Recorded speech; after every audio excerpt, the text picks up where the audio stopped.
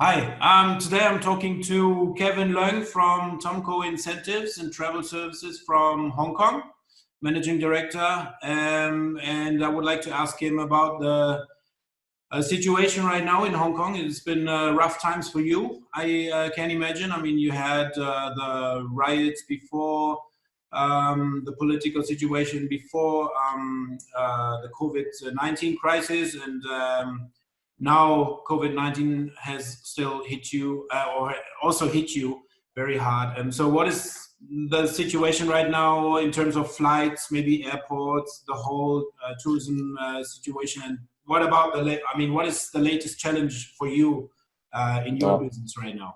no, first of all, let's talk about the airport and the flight. Yeah. So right now, the airport basically is not busy. So most of the flight from Europe is only from London, and that's it. And from other long haul, it's only UK, it's only USA, and then that's it basically. So Europe is not flying over here at all. Wow. Okay, and Mm. I never see a flight with a co-share flight have like 8 airlines flying to Toronto. It's crazy. Wow.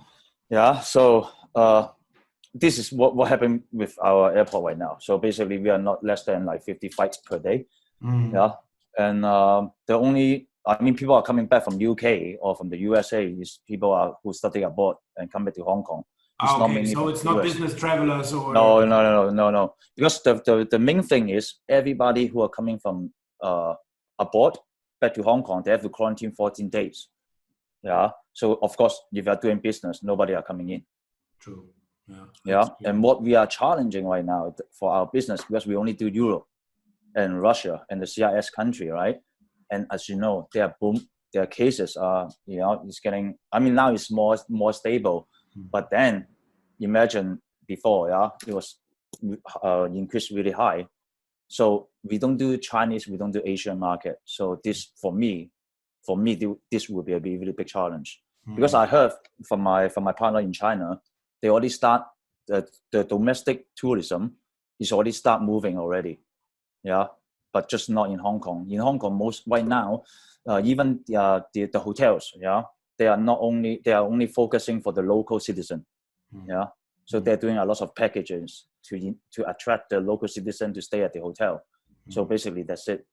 That you forget it. There's no tourists from China, no tourists from Far East, no tourists from the long haul markets.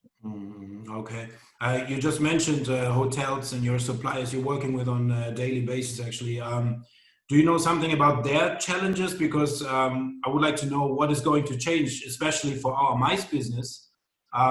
Because Yeah. I can imagine everybody's like thinking, how, not even when it's going to start, but if it's going to start, if business is coming back, what are the challenges? I mean, how would you like start business in Germany? We have the No, situation this is now. Today is yeah. May 17th and sorry, May 18th in Germany today. And I've heard that some hotels are allowed to open. But of course, with Yeah. a lot of protocols and a lot of restrictions, and everybody's like, Yeah. is really curious how it's going to work. But what is the feedback of the hotels, for example, in Hong Kong? No, the good thing about the hotels in Hong Kong, they can accept business, right?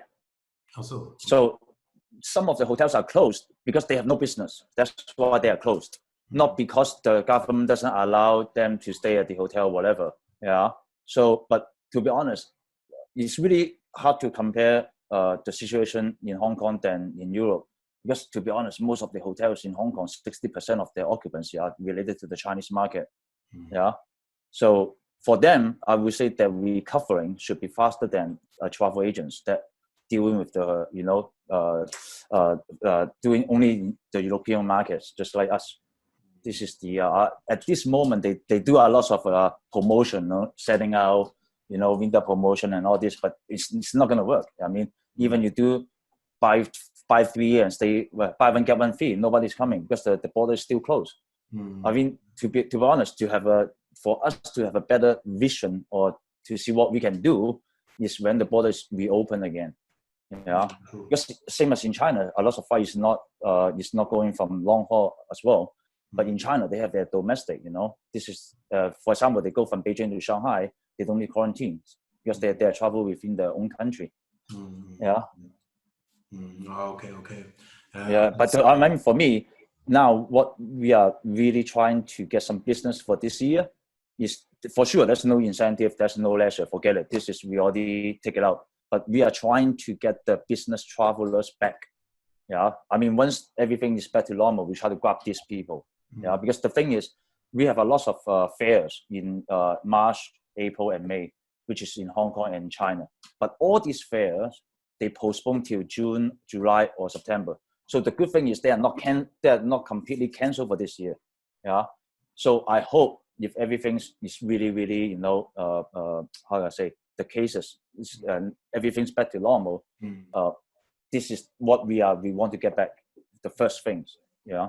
Okay. So those exhibitions and the shows, your trade fairs you just mentioned, I mean, the problem is, I think, like if business travelers are going to travel again, even on like individual basis and not as meetings or incentive trips, I can imagine that you have to make sure that attendees will be safe, because everybody's talking about it.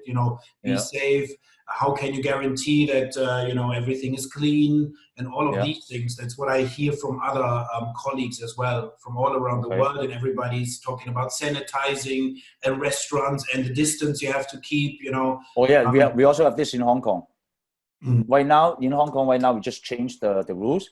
So you cannot have more than 8 people to go for dinners or go for lunch, and then each table must have 1.5 meters away from each other. But to be honest, no restaurant is doing that because Hong Kong's so small, man. Come on, if I have 1.5 meters apart from each other, that's true. You know what I mean, right? True. Yeah, absolutely. Yeah. So, but again, the good thing in Hong Kong is we don't really have the lockdown like in Europe. Yeah, because the lockdown doesn't work in Hong Kong because everything's so small. If you stuck in a place for like 2 weeks, like 10 square meters, then you go crazy, right? So this is the only good thing. But the good thing is because our people in Hong Kong, they already faced SARS before, right? Yes. So they know how to. I mean, everybody's wearing masks. If you don't wear a mask in Hong Kong, people will look at you. You have virus, huh? Yeah. Those kind of things. So we are doing, actually these few days we are doing quite good with no zero case to spread in the public. Mainly is coming from abroad. Yeah. But once they arrive in an airport, they have to transfer to this exhibition hall to get tested first. Yeah. So you once you arrive, you have to isolate it for 8 hours to wait for the report. If you are not infected, then of course you go back your home or you go back to whatever. Then you have quarantine for 14 days. Okay. But if you tested, you are positive, then they will take you to the other area, which is for curing, or to the hospital that is for people who are infected. Okay. Oh, that's interesting. Yeah. Okay. Yeah. What do you think about like mice business in general? What will change in Hong Kong, for example? Oh, this I don't even know. Yeah. No, because the thing is, everybody's talking about virtual meetings. No, it's not gonna work, man. Yeah, but I don't think it's gonna work. No, because right now, the connection is so bad, man. It's like it's like have some fuzzy, So in this time being, of course, this is the virtual meeting. This is the only way, yeah. But at the end, for doing business, you have to be face to face, right? Absolutely, yeah. That's what we always say, and what we sell is unique experiences, and you only can experience if you're there. So it's completely different. If you do 3D virtual tour through Hong Kong, it's completely different than being there. So actually, we also believe that business is coming back, and it's about face-to-face meetings, because you cannot, it's virtual meetings. Okay, you say, okay, we do a meeting 30 minutes, you just talk, but you cannot really be creative. There are a lot of limitations. So I think the same thing. Yeah, for example, if you go because a lot of European companies, they have factory in China, right?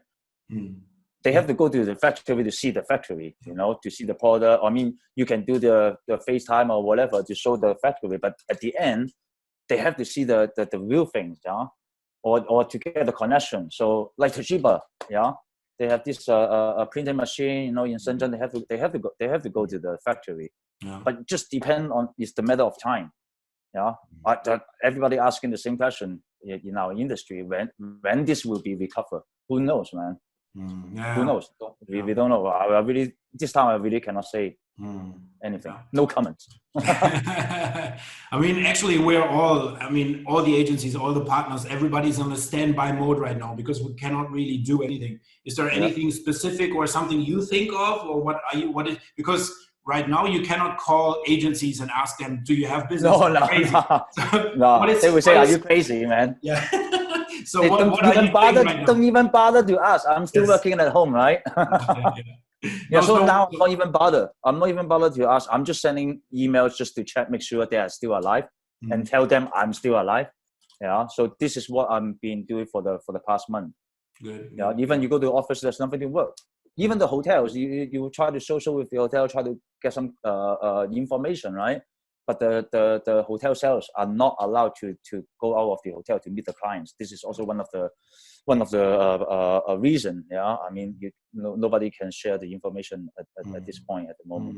No, okay, yeah. Good. Yeah, okay, cool. The Intercontinental in Hong Kong closed last month. It's closed.